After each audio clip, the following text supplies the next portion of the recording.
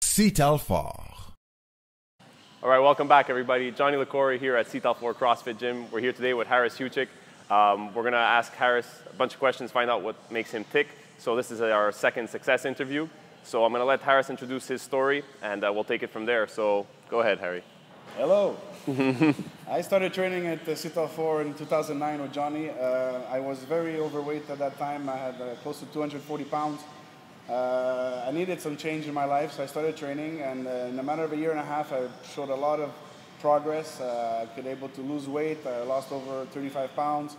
I started feeling great. Then, unfortunately, in January 2013, I got a car accident, head-on collision, that left me paralyzed from the waist down. And it wasn't easy to accept it because I was, at that point, very active as far as working on my feet all day long and training about 4 or 5 days a week.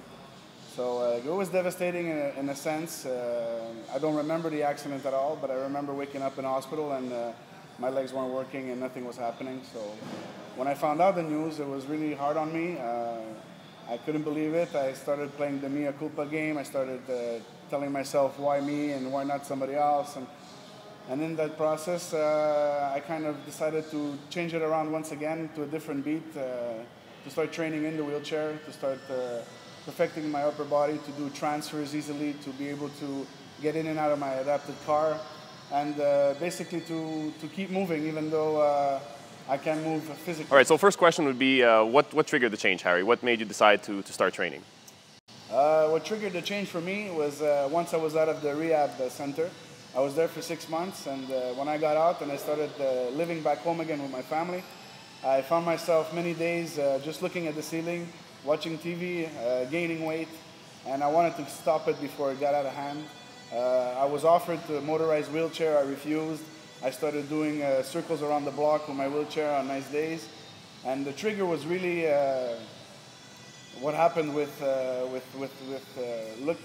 I could say it's basically a point where I found that looking at the ceiling all day long and thinking about what happened to me was harder than just getting up, getting to the gym, do my session, and get rid of it. You know? Yeah. I felt like by doing that, an hour at the gym, the rest of the day would go smoother because I felt some sense of accomplishment. Yeah, good. And in terms of progress, what progress have you seen up to date so far? Personally, I've seen progress in my everyday energy. I've seen progress in my physical strength. I am stronger than I was upper body before because technically the shoulders became the legs. Mm-hmm. So for me to do any kind of cardio, it's all in the wheelchair. And the feedback I get from people that see me at the gym that say that I inspire them. Other people that I see at the rehab center that did gain the weight and did kind of give up because of what happened to them, because everybody has different accidents and different stories about how they became paralyzed. So that was basically one of the changes, one of the many changes I've seen. Awesome. So next question, which will probably be extremely extensive answer, would be what are some of the obstacles that you face? Obstacles? Yeah. Of course, there's many obstacles. The main obstacle that is hard to conquer is waking up in the morning. Waking up in the morning is definitely the hardest thing for me. All night you're dreaming of walking, all night you're dreaming of dancing and running, and then you wake up and it takes me a good 10 minutes every morning just to breathe and tell myself, okay, come on, let's do this. Today's another day. Today's going to be better. That's one of the obstacles that I find the hardest. But once the day gets going and I start doing my routine, I find that it just disappears with that. Okay. Yeah, so the reason we ask that is everybody has, some type of obstacle that's going to prevent them from progressing. And obviously, there are numerous ones that you would encounter that most of us wouldn't. So yeah, of course, it sometimes helps for other people to kind of have a light shown on their situation and realize, you know what, it's not that bad. Yeah. So I find that summertime and springtime is easier, obviously, in a wheelchair. I used to be such a winter person before the accident, always shoveling, skiing, whatever. But since the accident, the winter's murder for wheelchairs. It's very hard to get around. It's hard to motivate yourself even more when the temperature's not nice outside. Yeah. When it's nice and sunny, it's kind of easier. You get a boost of energy from that. And obviously, we live in a city that's very metropolized. It's like Montreal's pretty accessible everywhere, but there's still some places I can't get in, I can't go. It's very frustrating.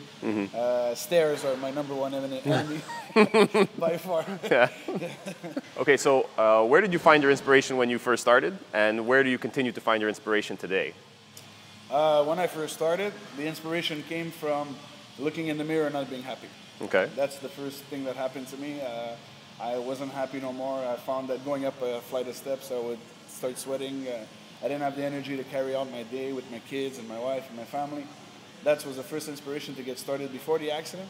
And after the accident was, the inspiration came from mostly my family, my kids, my wife, my in-laws, my family. They were there to support me 100%. They were there to tell me that, oh my God, you're so strong, you're so positive. Despite what happened to you, you still push on, you still move on. And that helped me a lot to be able to go and do it for them if I can't do it for myself. Yeah. For those of you who don't know, I'm going to put in a little personal note. His wife is extremely tough, and she basically told him, listen, like, you know, you could do it, and whether you like it or not, you're going to do it because I'm not going to help you. Not that she doesn't help, but she pushed you to stretch the limit a little bit. She gave me motivation. The kids gave me motivation a lot because obviously they're 10 and 9 years old. At the point where I'm at now, they don't even see the wheelchair no more. They just see daddy. I'm involved with them in their sports. My son has hockey. My daughter has gymnastics. I'm always everywhere with them, driving them around. And I want to show them that in life, you know, things happen and we need to deal with them. We need to adapt and evolve. You just can't stay being passive because it starts like a little snowball and it turns into an avalanche, and then your very motivation goes down the drain, depression kicks in, and you don't want Okay, that. so Harry, who's helped you along the way and how? The number one help was my family, honestly. They made me feel that I can do it, that I can move on every day as far as motivation to live on in the situation I'm in. At the gym, it's the comments I get from other members of the gym. Obviously you help me a lot to make me believe that I can do things, even though sometimes when we train I tell you, nah, I can't. And you're like, I could. Yeah. So that helped me out a lot, yeah. And my kids give me the fuel, man. They're like, my son's my right arm, my daughter's my left arm, and every time I say I can't do it, I do it for them. And one more pull, you know? Yeah. So without having necessarily to name names, who might have said that you couldn't do it or discouraged you, but more importantly, how did you get past that? The negative side of it was mostly the doctors. Since my operation, the doctors came in the room and said, you'll never walk again, 0 chance. And to that day, I still don't believe that. I find that science is advancing, stem cells is advancing, robotics, whatever the case may be, one day I will stand up. I don't know how, I don't know when, but I'm motivated and I believe in that.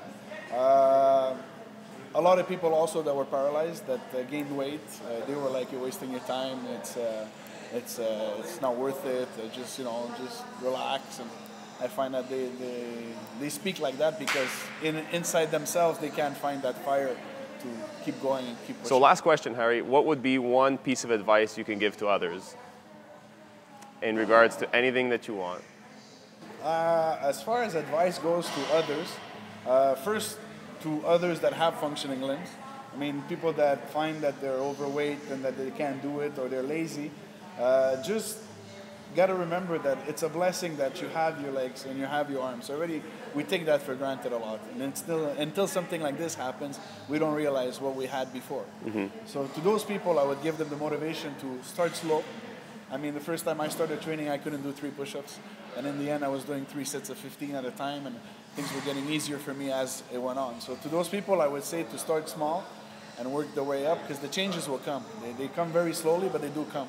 And for people that are like me, paralyzed, I find that they should take it upon themselves to work on that, because one day when they do come up with a cure, or when they do come up with certain ways of us to get up, you need that strength, that upper body strength to be able to get up, because your legs are going to have to relearn how to walk and stuff like that. So it's going to help you keep your health, it's going to help you stay motivated, and at the same time, by not gaining weight or not being passive, you're going to enjoy life more. That concludes our questions.